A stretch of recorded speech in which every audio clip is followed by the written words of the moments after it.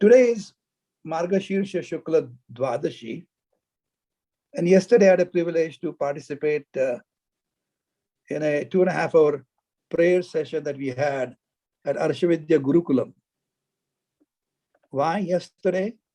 Because yesterday was an anniversary of Lord Shri Krishna's saying this Gita to Arjuna in 37 BC on Mokshada Ekadashi.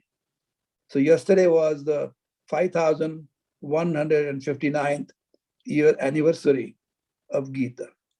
And by the time we conclude today's discussion, would have completed about 15 out of the 20 qualities that Shri Krishna is asking us to study in this group. Now, last time, on 20th of November, when we got together, I spent a fair amount of time overviewing all the earlier discussions and discussed only one single verse in depth. We said, Indriyartheshu vairagyam, anahankara evacha, janma mrityu jara vyadhi, dukkha doshana darshanam. Dispassion with reference to some sense objects, absence of pride, and clearly seeing the defects and the pain and discomfort caused by birth, death, old age, and disease. Something to emphasize is when he's talking Indriyarthu Vairagyam, V means without, and Rag means something fancy or preference. No, Rag in this case means literal craving for something. Now, remember, if somebody imposes a rule that we should stay away from the Indriyartha in sense-related objects, then it does not work. Only when that vairagya comes, that state of mind comes by personal experience and realization that that's worthless, then only that vairagyam sits with you, stays with you, and you practice with you. So you have to go through it, experience it, realize it, limitations of it, momentary aspects of it, and then you realize it does not give you a long-lasting happiness. And that's the reason why you develop a vairagya. You are getting away from it. The next key words that we learned last time was anahankara, means absence of any pride, one's ego. It's a freedom in the sense of I or mine. It's a total freedom from individualized I identification. One who knows the truth of the self, who you are, is absolutely, completely free of the pride, what we call manitvam. Now, presence of ego is the result of our sheer ignorance. Ego gets its status only because one never pauses to carefully think or examine the reality as it is. Aggrandizement of ego comes about purely due to the lack of thinking on one's part. One erroneously thinks that as soon as one decides to accomplish some things, he can successfully accomplish it entirely on his own without a help or assistance from anybody else. But when he comes to his senses, carefully examines the situation, such attitude appears to be totally silly. When we come to our senses and try and understand how the world really works, humility becomes an absolute norm in one's thinking. Now remember, humility I'm referring to is not self-condemnation, but simply a correct understanding of the world situations. And finally, we discuss janma, mrityu, jara, vyadhi, dukkha dosha, anudarshana. We saw clearly the challenges which are posed by pain coming from birth and death, old age and disease. Now, anudarshana means, anu means making it over and over again. This means one who clearly sees or realizes these facts over and over again and knows that any individual is bound to encounter a few challenges in his lifetime. Personally, I can tell you, I certainly have. Shri Krishna told us in the 27th verse of the second chapter, Jatasya dhruvam mrityu, dhruvam janma mritasya cha, tasmat apariharyerte, tvam shochitum narasi. For that which is born, death is certain. And for that which is dead, birth is certain. Therefore, you ought not to grieve over that cannot be altered.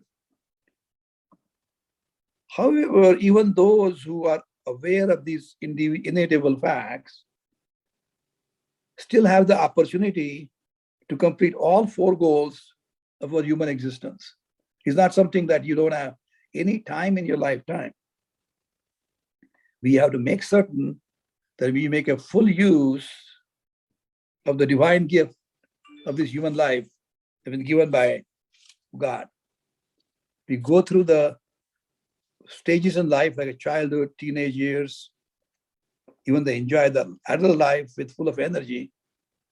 But then ultimately we reach ripe old age, and a variety of ailments start cropping up with greater frequency.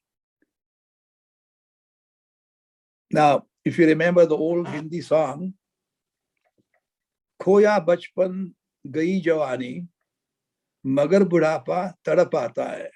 So we've gone through the enjoyable time period of childhood, adulthood, but magar budhapa tadap aata hai.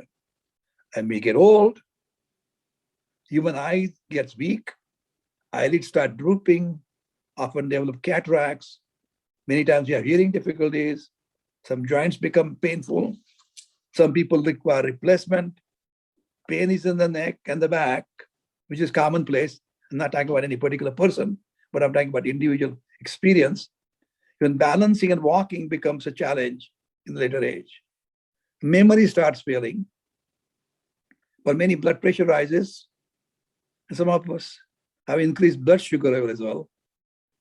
Some unfortunate individuals develop varieties of cancers in our lifetime. Affliction from diseases for human beings is more or less guaranteed. But one which is absolutely guaranteed is death. As a matter of fact, I don't know if I mentioned last time or not, Maranam prakriti sharirinam vikrutir jivitam uchyate. Death is natural occurrence for those who are blessed with the body, sharirinam. But it's rather amazing chance that we are even alive and have this human body, because it's a pure chance that with genetic combination that we have this particular body. Pain is guaranteed for every human being. It could be physical, mental, intellectual, and emotional. And we said it could be relatively minor, such as a mosquito bite or a bruise on the skin after a fall. But for some individuals like me and John, experience a pain of indescribable proportions of losing a lifelong companion for many, many years. The fact remains that no one ever avoids any type of pain or suffering in one's lifetime. And it's true, even those people, those individuals who came on this earth as divine incarnation. And then we classified three different kinds of pains: adhyatmic, internal pain of suffering at mental intellectual level. Then we talked about adi bhautik, from the entities around us, like noisy or nosy neighbors, or barking dogs, or boombox music from the teenagers, polluted air and garbage and trash that we have. And of course, adi daivik, something that we can avoid in the form of blizzards that we have in Minnesota, hurricanes that they have in southern part of the United States, earthquakes that seem to be around all around the world, including now in Hawaii, and tsunamis which sometimes are generated following these earthquakes. These facts, though painful, are simply the reminders that we must address or approach our human life, this divine gift, with utmost care. And what we have to do is fulfill certain things, goals in our life But perhaps the greatest goal that we should have is gaining the knowledge of our true identity, what we call Atma Jnana. Shri Krishna says in the 38th verse of 4th chapter, Nahi jnanena sadrisham pavitram iha vidyate. There is no purifier equivalent to the knowledge of our true identity. And one who has spent time getting prepared through karma yoga naturally gains this knowledge in the mind when directed properly by an enlightened guru. Tat swayam yoga samsiddha kale natmani vindati. And then we concluded by saying that stay in the company of good people, try and fulfill certain goals, which I summarize at the end. Hear as much, the best that you can hear before we lose hearing. Visit different places before you cannot walk anymore.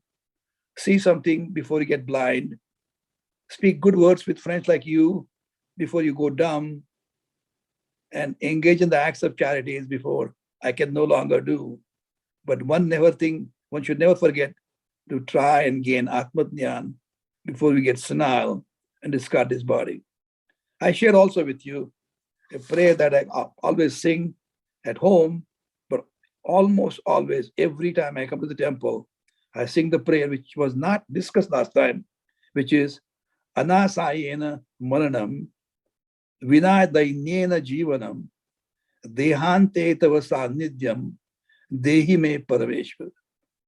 Let me have a death without any major discomfort to me or to those around me. Even at the time of death, I'm concerned about the well-being of others. So I don't want them to be having discomfort from my death.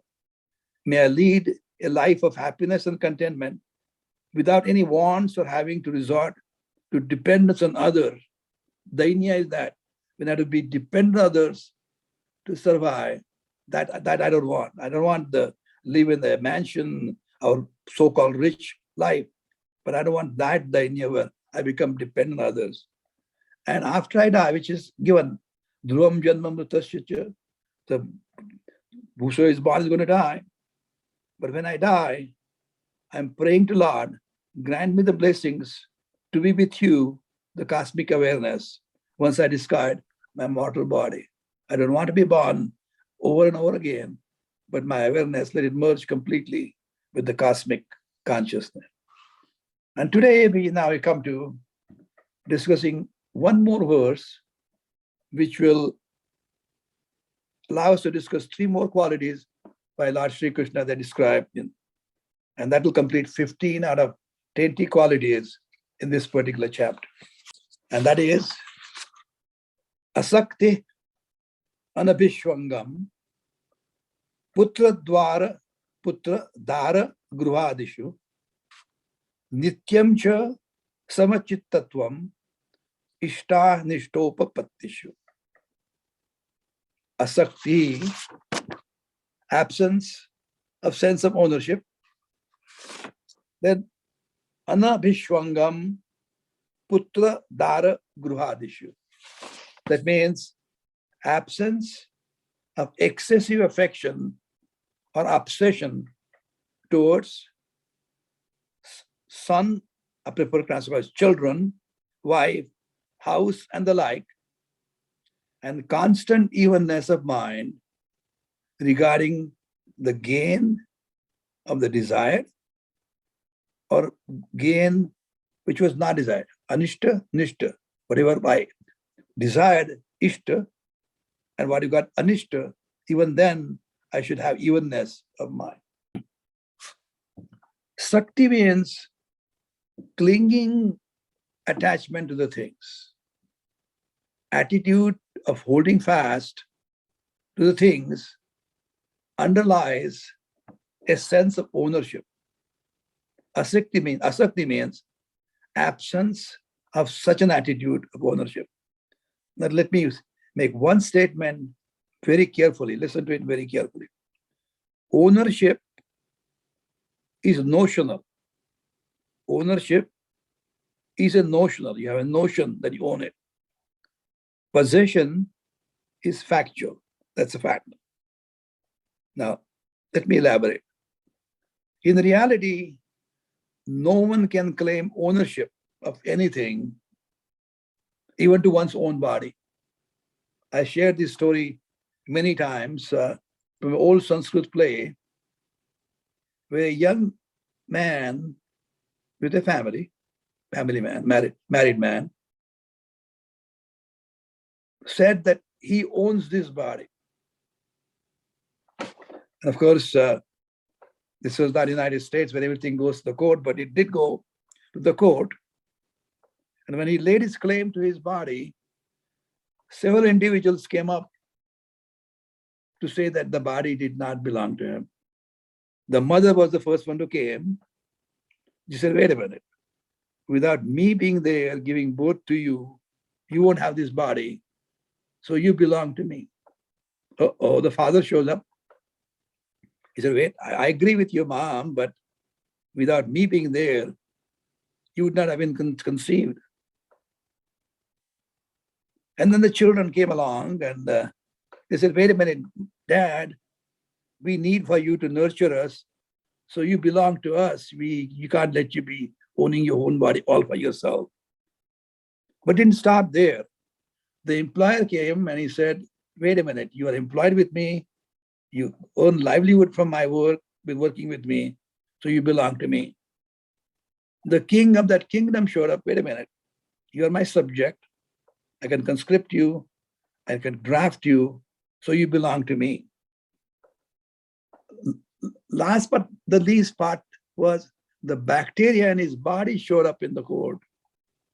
They said, wait a minute, your body is your ancestral home. Several generations of a bacteria are grown inside your body. How can you say you own this body? So you can see so many entities showed that they entitled to his body, so he could not own that body. And of course, the judge was smart, not from Florida, and he asked a question.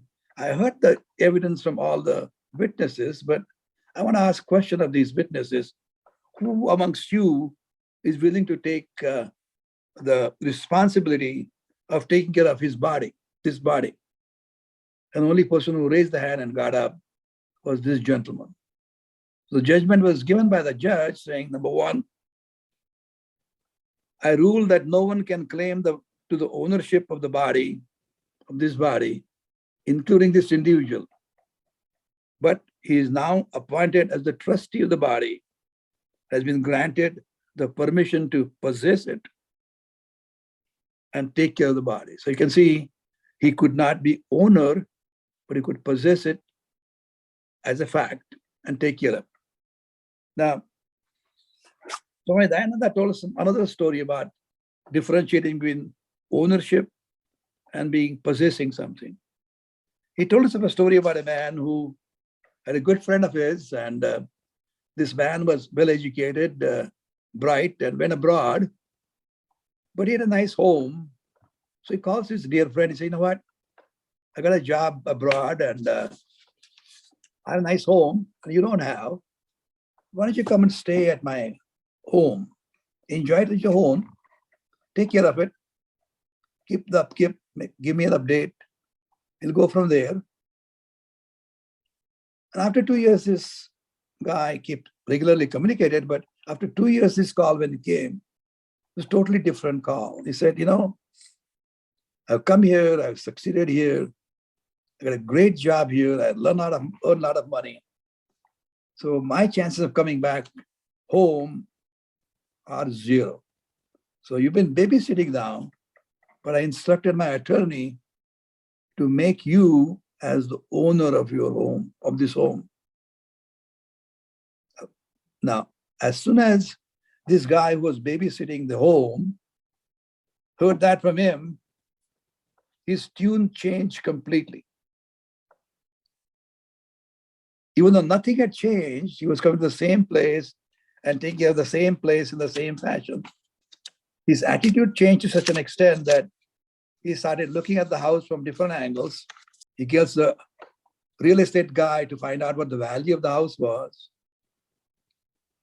He called a real estate agent coming and telling him what the value was. He called the home insurance man to find out if the house was properly insured to its value. He makes sure that he put proper fence around the house so neighbors won't encroach on the property. He started putting security in the house, making certain that nobody breaks into the house. So look, he was staying in the same house for 2+ years without paying anything else.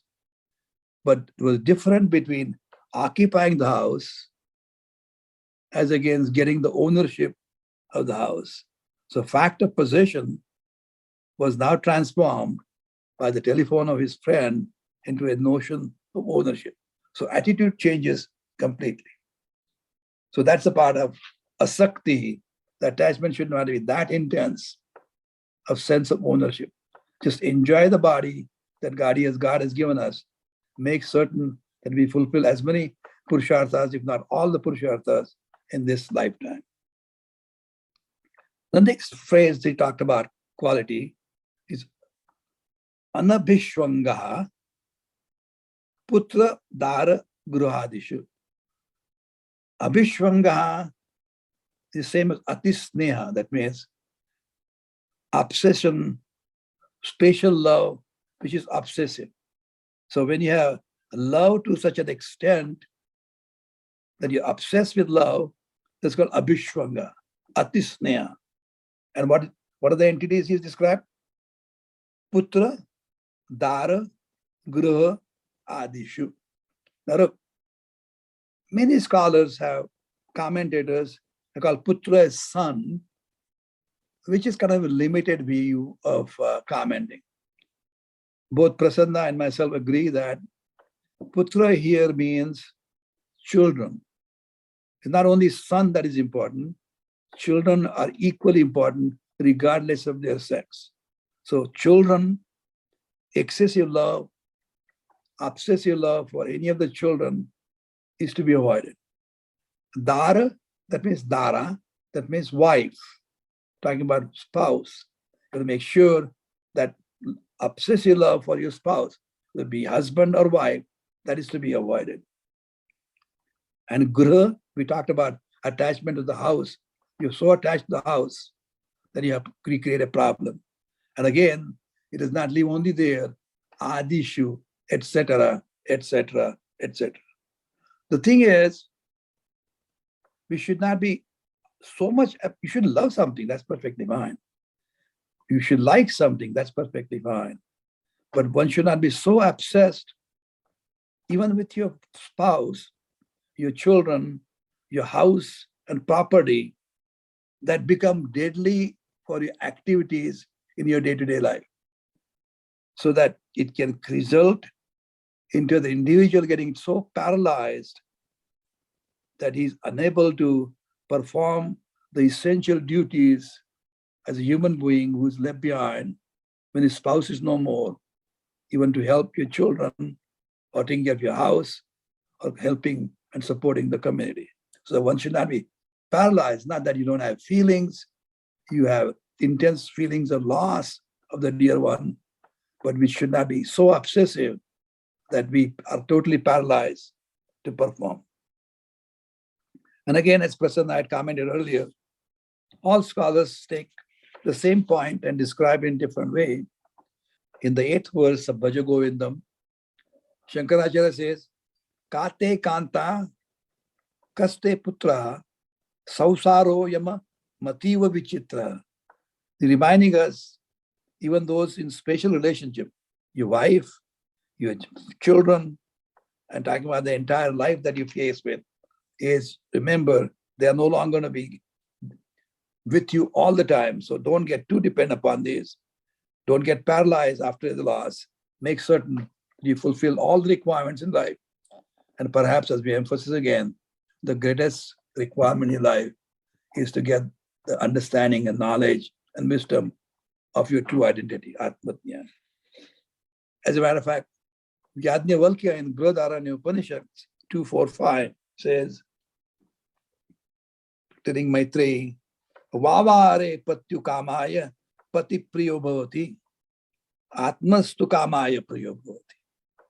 Navare jayayai kamaya jaya priya bhavati. Atmanastu kamaya jaya priya bhavati. So everyone loves for particular sect to make sure that you're happy, but one should not be so much dependent, obsessively in love to cause the problems. And the final quality that we thought we should discuss is nityam samachittatvam ishta anishta upapattishu.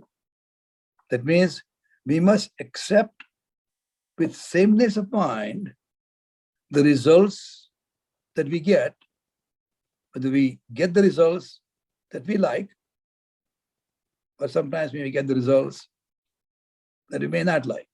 But again, nityam samachittatvam. That means you have to accept the prasad as it is. When you come to the temple, and as a prasad, an apple is doled out to you, you take with equal amount of joy and happiness. But the apple is perfect, as a little small dent on one side, you accept it as it is. Again, breaking down that particular phrase, nityam means always, sama is equal, chittatva means the state of mind, ishta, anishta, upapattishu, means the occurrence of something considered desirable or undesirable.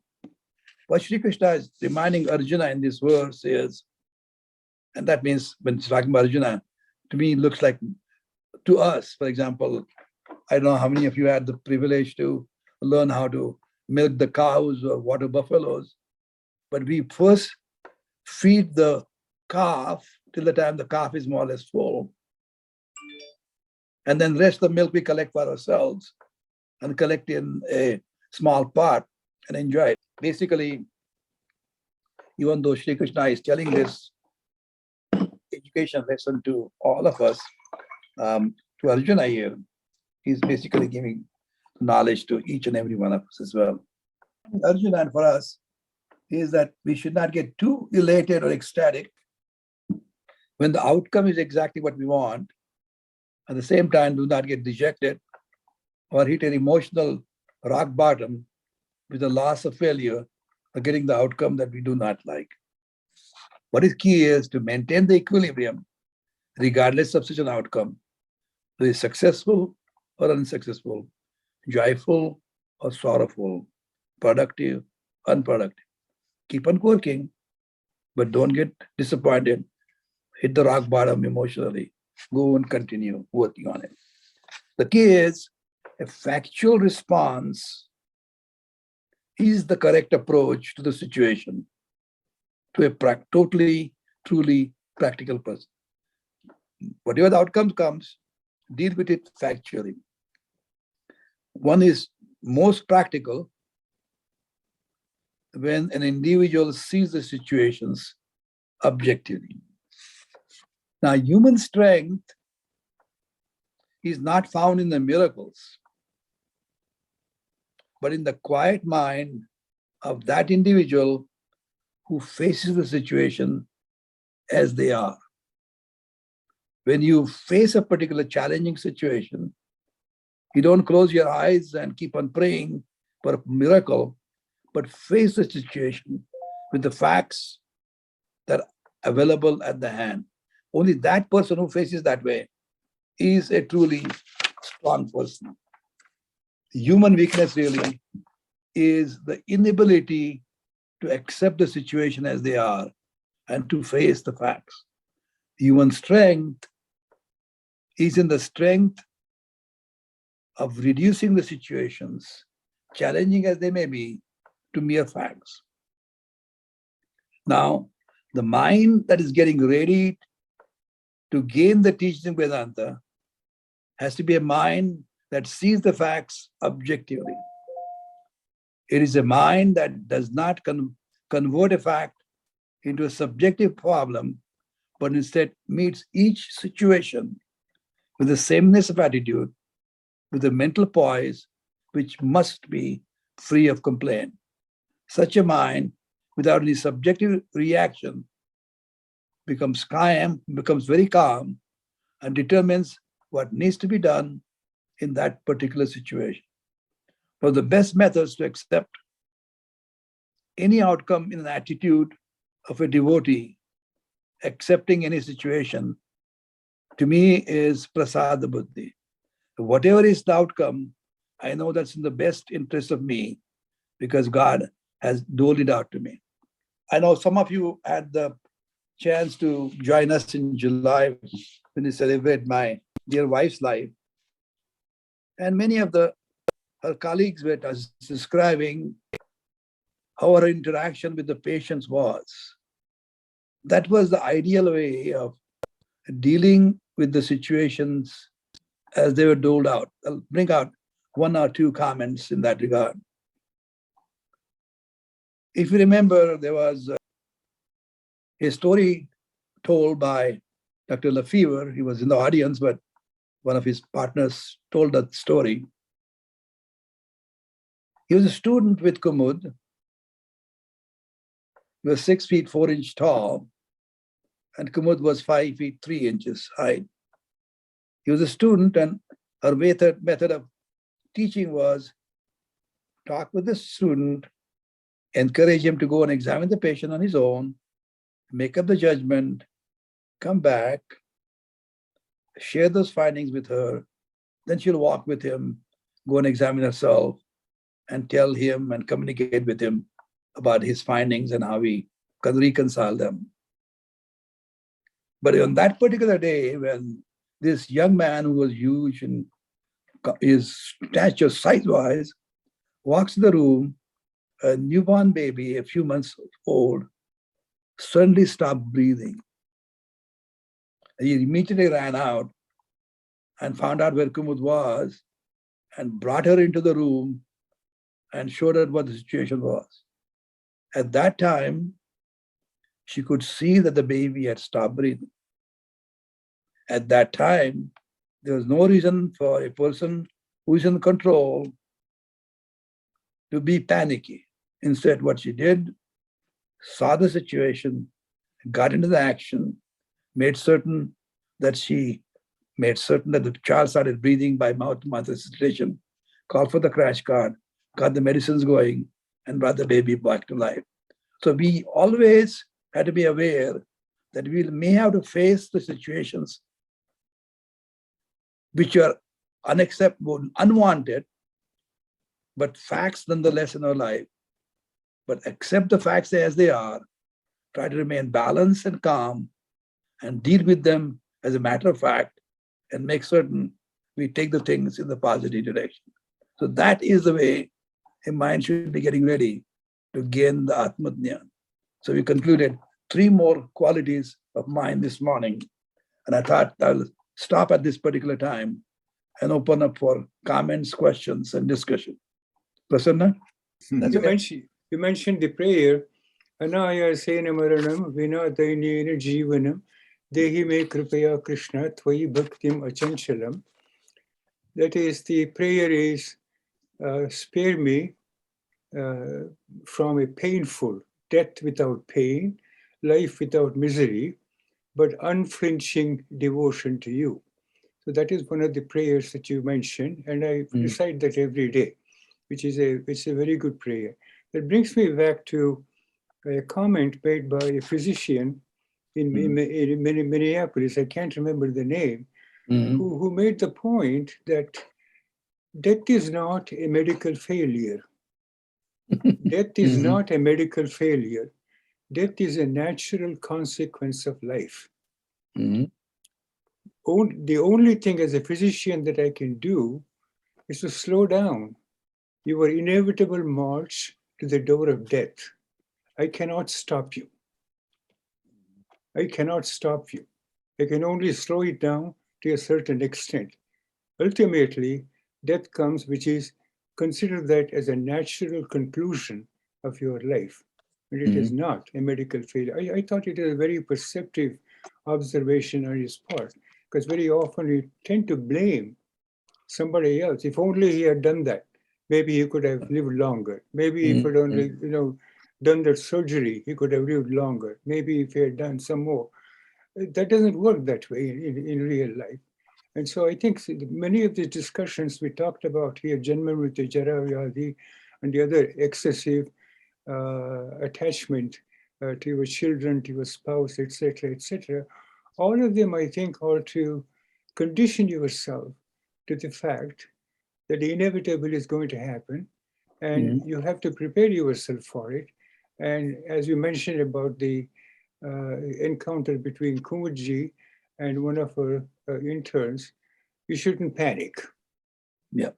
And you don't panic if you have a clear understanding of what life is all about. And I think, as you mentioned over and over again, if you assimilate even a few of the values that you have talked about, not all the two, even a few of the values, assimilate them, it'll encompass all the 20 values. That's my belief. That's my belief. Sure. You don't have to, because they're all overlapping. There's nothing one superior, one inferior. They're all overlapping. They're equally valid. And so I think it's important for us not just listen, but put into practice. Start with Amanitva. I think if in Monday, I will try to be an Amani. And Tuesday, I'll try to be an Adambi. And Wednesday, I'll try to be, I'll practice Ahimsa.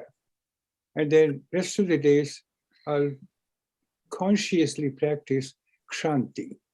Because Kshanti, I think if you consciously practice and accept it, assimilate it as a value, that Kshanti, that accommodation will encircle a whole lot of other values. Oh yeah, exactly. Yeah. So I think the discussion is very important. And as you pointed out that even though many people in the audience may not have the opportunity to read the 20 values and decide for themselves, but just hearing the 20 values and hearing what those means in one's life is itself of a great benefit, at least for me sitting in the audience, a tremendous benefit. And so I thank you very much for that enlightening talk. Yeah. I think the Shravana is the main thing, as I mentioned. Listening. And I think, as you rightly pointed out, when you get together and discuss as a group, it is like instead of playing a violin alone, you're playing in an orchestra hall. I think it benefits everybody. The music comes out much better. Yes, John. I was very taken with the second point about excessive attachment within your own family, including spouse. There is a classic book which you probably know, The Prophet, written by Kahlil Gibran in the 20s or 30s, that has to do with human life. And its second chapter has to do with marriage. And because it does, we gave this book to both of our daughters at their wedding, because it is so profound. And I wanted to read just one little section. It says, "Love one another, but make not a bond of love. Let it rather be a moving sea between the shores of your souls. Fill each other's cup, but drink not from one cup. Give one another your bread, but eat not from the same loaf. Sing and dance together and be joyous, but let each one of you be alone, even as the strings of a lute are alone, though they quiver with the same music." That's beautiful. As a matter of fact, a similar comment was made by Anne Morrow, another prolific writer. She was wife of Charles Lindbergh. In her poetry, talking about when the couple dances, they should be dancing in harmony, but necessarily not exactly to each other's tune, but their own tune. They're harmony together, but they're playing on their own tune. They're together, but at the same time, not identical, where creates problem. So the obsession is the main problem, as you rightly pointed out. Thanks, John. Dr. Sane, a lot of things you discuss is also a reflection of a sthita prajna qualities, right? Oh yeah, as a matter of fact, as I told you, I'll be tying them all out together before the end of the year. As I mentioned in my comments last time, you see the summary. I'll go on next time to next few sessions towards the qualities of Bhakta, of the 12th chapter, and then tie it up finally with Sthitaprajna in the 2nd chapter. Because really speaking, we are going to the Amritadhara of 74 verses, which starts from 19 last verses of the 12th chapter, 34 of this, and 20 of the 14th. So we'll be talking exactly right. Okay? Yeah, okay. But that's very right, very true. Because as a matter of fact, if you are, when he says Shri Krishna, Same Bhakta Pranash, we're talking about that Priya, that Pati Bhakta is Priya to me. And when I was younger, I thought Shri Krishna, who is so impartial to everybody, why is he calling out that some particular people are the favorite of mine? But what he is referring to in that case is that when you have all these qualities, you are no different than me. So Priyaha, see, that means you are same as me. You're the same qualities I do. But when we discuss it, we'll discuss it further. Okay. So, Dr. Sane, it's just the question came out based upon the one story you were telling that, okay, who possesses this body, who's right? So here it's like my body has many cells with my DNA and many germs living in me with a different DNA in the gut and all over the body. Yeah. So do I have one soul or many souls? Am I a person or am I a country where, there are some immigrants, there are some, people who think that, okay, they're the natives. And so I'm trying to understand, what do we say, do the germs have a soul or or not? Your question sounds funny to many people, but for me, it is not. Because really speaking, when we talk about our soul, that is a very incomplete understanding. Because really speaking, what we have is the cosmic awareness which is dipped into us in the mortal body. So only when that awareness enters of the 5 earthly components here, Prithvi, Aap, Tej, Vayu, and Akash, that gives us the sentience. And then we talk about the body, or that means living being. But really speaking, that awareness itself is the same awareness which is present all over. So for us to have a true understanding of the situation is that we have to recognize that we are no different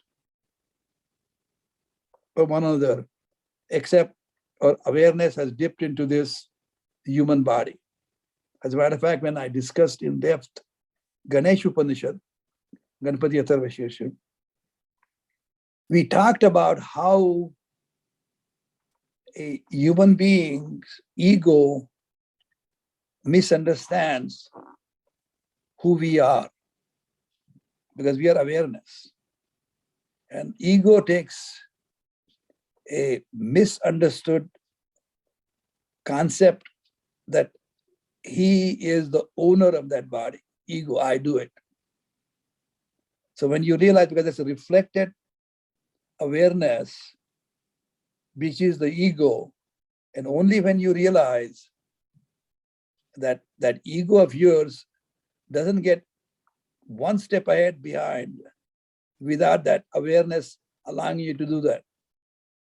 So to your question, which sounded simple to many, to me, that awareness is common to each and every one of us in the group we are discussing this morning.